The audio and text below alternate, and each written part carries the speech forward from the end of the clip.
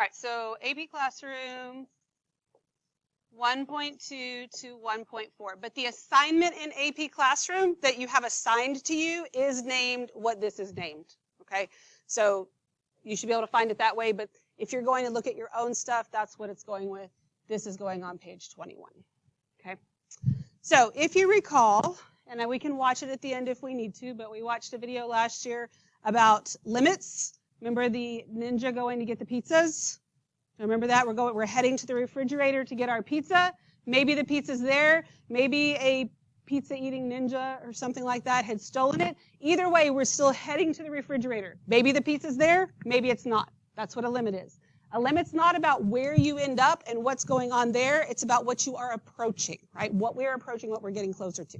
So if we consider that, so today we're going to look at them just from graphs and tables. Then we'll look at them algebraically in some other ways. So if we consider this function, x cubed minus 8 over x minus 2, what happens at x equals 2? Well, what's going to happen when we substitute in 2? What are we going to get? What do you get when you, what's 2 cubed? 8, and then 8 minus 8 is 0, and then 2 minus 2 is 0. You get 0 over 0. It's called the indeterminate form, all right? Not only are we dividing by 0, but it gets worse. There's a 0 in the numerator also. So we can't just, if you can find a limit by direct substitution, do it by direct substitution, but it doesn't work here. So it says we certainly can't find a function value because f of 2 is undefined, so the best we can do is see what happens near x equals 2. So instead of, this is kind of the only thing you needed the calculator for, so I'm just going to give you these numbers, but I printed this wrong, so they're super tiny. So if I substitute in 1.75, I'm going to get 10.563. Okay, not something you're expected to do by hand. 1.9 would give me 11.41. 1.99 would give me 11.940. 1.999 give me 11.994. 2 is undefined. Then we get 12.006. 006, 2.01, 12.06, 2.1, 12.661, and 15.25. Okay, so that's what we get. So we're looking at what happens on either side of 2. So remember, we can approach an x value from the left and from the right. So when I'm approaching 2 from the left, I'm getting bigger and bigger and bigger. When I'm approaching 2 from the right, I'm getting smaller and smaller and smaller. This is undefined. What would be a good guess as to what the limit would be? 12, okay? So f of 2 does not exist, but the limit as x approaches 2 of this function would be 12. Does that make sense? So you're just looking at it from a table. That's a pretty basic kind of simple thing to do. Like what would the missing number be type of thing. So it says it should be, so the limit of f of x as x approaches, and approaches is the important word there, 2 is 12, and this is how we write it. So we spent a long time last year talking about in behavior, like all year long. As x approaches this, f of x approaches this, and we literally wrote it out that way. Then towards the end, we started using official limit notation. So really, we're using official limit notation from here on out, okay? Even in AP Pre-Cal, we start off that way now, and not all the other writing stuff. So you have to make sure, so here, correct notation is extremely important. If I'm going to say the limit as x approaches 2, I have to have an argument. Like of what? Like the limit of what? The limit of f of x as x approaches 2. This gets left off sometimes when you're new to writing it, so just make sure that you're paying attention to that when you're writing. I catch myself sometimes. I'm like, oh, I didn't put my f of x in there. We could write the limit as x approaches 2 and write this whole thing, but you don't need to. It's really better not to, because if you're working on a free response question and you want to write that instead of just writing f of x and you copy it wrong, then you're going to lose a point because you have a copy error there. So it's just safer, you're okay with just doing the f of x part of that. As long as it's been defined and you're not just making stuff up, right? Okay. All right, so That is the limit in general coming from both sides, but remember we can come from one side or the other. So the limit of f of x as x approaches some value of c from the left side is written like this. So the limit of f of x, and then as x approaches c, how do I make it show from the left? Do you remember? The little negative sign? It looks like a negative exponent, but it's just negative. And that's equal to, we'll just say L for the limit. I can't write small enough with this pen. Then the limit of f of x as x approaches some value of c from the right-hand side would be the limit as x approaches c from the right. And then remember, we have to have an argument of f of x equals L. Whatever the limit may be. So those are one-sided limits, left and right. For a limit to exist at C, then the left and right must equal. And if they equal, then the negative and positive goes away, and we can just say. So from that table, the limit as x approaches 2 from the left would be 12, from the right would be 12, which means the limit overall is just 12. Okay? Remember all that? We're good? Knocking some cobwebs off? Because y'all did pretty well at this anyway. It's not super complicated. The notation, we got to make sure it's right, but the concept I don't think is that crazy. But what you have to remember is when we're looking at this and we want to talk about when x is approaching 2, because this is that same function, I don't care what happens at 2. Nobody's asking me that. Okay, your phone should be in the box, hon. That's why it should be in the box. Thank you. We don't care what happens at 2, but as we approach from the left and as we approach from the right, that's what we're concerned with. Maybe we get there, maybe we don't. Maybe we have no value at 2. Maybe on some of the ones like you'll see, maybe at 2 the answer is 1 or something weird like that. Okay, that happens. All right, so that's pretty much what I just said. And f of 2 does not exist. But one of the things we try, and we'll talk about that a little bit more when we get to the algebraic part of it, is you always try to substitute it in. And if you can't, then you got other things you got to do. So let's look at this graph. Whew. The limit as x approaches 1 from the left, what do you think that is?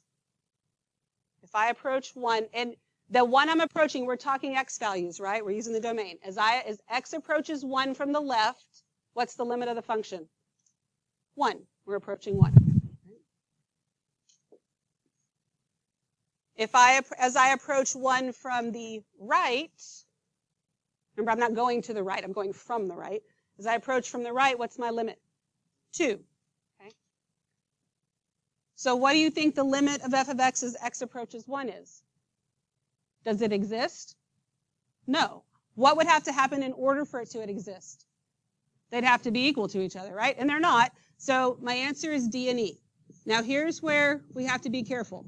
So we went through and we tried to take out all the equal signs, so we'd have to put them in there. But in this case, nothing can be equal to does not exist. And you can't be equal to infinity. Does that make sense? So in this case, we're going to scratch that out because I don't want you to get in the habit of saying equals does not exist. Okay, so the answer is does not exist. It can't equal it. Right, we good on that? Okay. Just like we can't put equals 0 over 0 because that doesn't exist itself. All right, what is f of 1? 2, right? F of 1 is 2. So the function value when x is 1 is 2. It happens to be one of the 2 answers. And we're going to do some things with continuity where all 3 of these things have to match. We're not there yet, but yeah, we're good with that? And so the limit of f of x as x approaches 1 does not exist because, so we're going to write this out because remember we have to write stuff out and our notation has to look good. We would write the limit as x approaches 1 from the left of f of x does not equal the limit as x approaches 1 from the right of f of x. That's my reason why. And that's what my notation should look like. So we kind of get sloppy with our words sometimes, like because I might say, well, the limit from the right and the limit from the left don't exist. I didn't actually say the limit of f of x from the, but when we write it, we have to make sure that that's in there. Okay. We good? Any questions? All right. So flip it over then. Some of y'all are still writing something. I want you, at your table with your 3 peeps, I want you to do 1 through 20. Because I don't think you need me anymore. I think you can talk through them. And I think you can try this. But I want you to actually talk to each other. Make sure you know everybody's name. All right, just in case I didn't say this when I came around. For instance, this answer is D and E. We all agreed with that. But when you write D and E, if there's an equal sign there, I want you to mark it out. That's not an AP thing. Like, it won't be there. You would have to, write it yourself. But hopefully by you having to do that, you will remember when you see when you're writing D and E, don't put the equal sign. Okay, so it's probably good that I'm making you cross them out. So I want to talk about these answers here. Negative infinity, infinity, this D and E, and 1. Okay? So I think we all understand why. Now, just like we can't equals does not exist, we can't equal a negative infinity or a positive infinity. So you have to be careful about that when you're wanting to write, when you're writing equations and stuff. So we're going to mark those out also. I also need to make the point of this. Technically, that's not the right answer.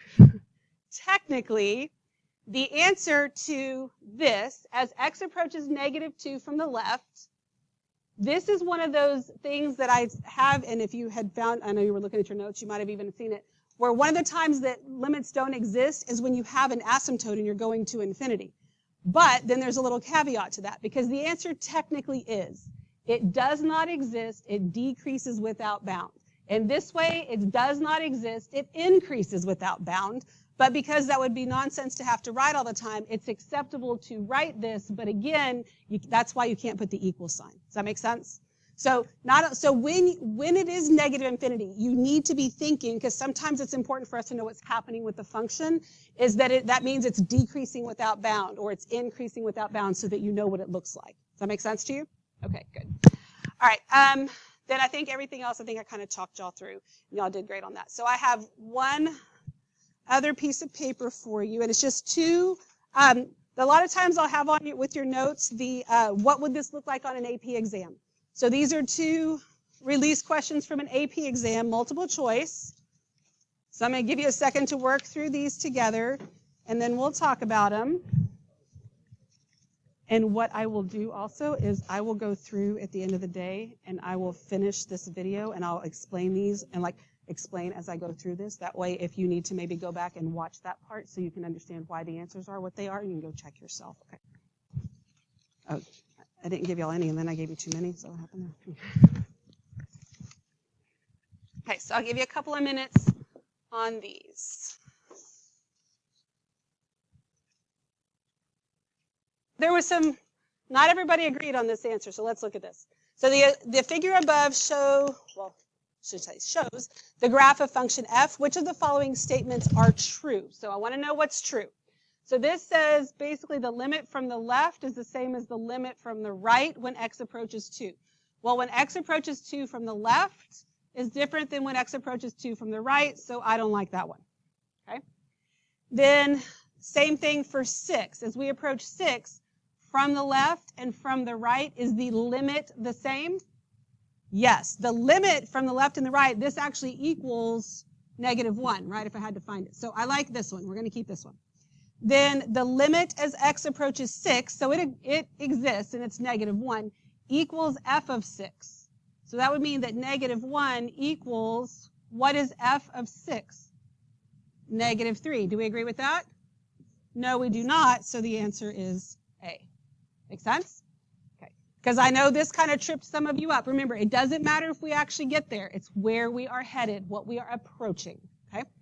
And then the graph, so now we want to know which one is false. So the limit as x approaches 2 exists. So here's 2. I would say as we approach 2 from the left and the right, it's the same. So that's true. But I want false, so I don't think that's my answer. As x approaches 3, well, from the left and the right, they're the same. So I think that's not my answer. 4, well, from the left and the right is different. That isn't So it can't exist. So I think that's my answer, but always read the last one just in case you missed the true-false thing or you thought about something wrong. As we approach 5 from the left and the right, it's the same, so that one works, which means our answer is C. Okay, we good? Awesome. All right, so you have a couple minutes, hopefully, to tape that in, unless you have questions for me. I will get you the envelope that goes in the back, and we'll talk about some other things as we go, but I don't want to spend a whole day on setting up an ISN. And I will finish this video with explanation. So what I'm going to do after school is I'm going to go back and I'm going to fill in all these answers with explanations in case you feel like you need to go back and watch that part, okay? Alrighty, so I'm going to go back through and finish this up and explain in case you need to hear this again or see this again. So on number 1, the limit as x approaches -3, so it's all blurry up here. So here's my -3 right here. And as we approach it from the left, so I'm approaching from the left, the limit is 0. As I am approaching from the right, the limit is 0. Since they are the same, I'm approaching from the left and the right, then that means the limit overall is 0. F of -3 does not exist because there is a hole here, so at -3, there is no y value. Okay? All right, number 9. Approaching 0 from the left, 0 from the left, that limit is -2. 0 from the right, that limit is -1. So since these are not the same, I'm approaching 2 different things from the left and the right. This does not exist. But f of 0 does exist because when x is 0, I have a y value right here of -1. Okay? Now when I'm approaching 2 from the left, my limit is, you can do 1/2 or 0.5 would be fine here. Approaching 2 from the right, that is -2. So that means the limit overall, since I'm approaching different things, that does not exist. So I'm going to mark out my equal sign.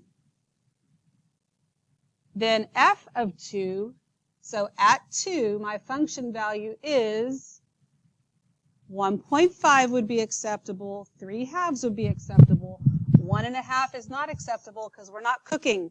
If you're not cooking, you don't use mixed numbers. All right, and literally cooking. Number 17. If I'm approaching 3 from the left, that limit is 1. No, I'm sorry, -1. 3 from the right, that's also -1. Since I'm approaching the same thing from both sides, the limit overall is -1. But f of 3 is right here, and we're again at, wait. Oh, now we're at -3/2. Sorry, I thought, -3/2. Thought I used the wrong thing there. Okay, there you go.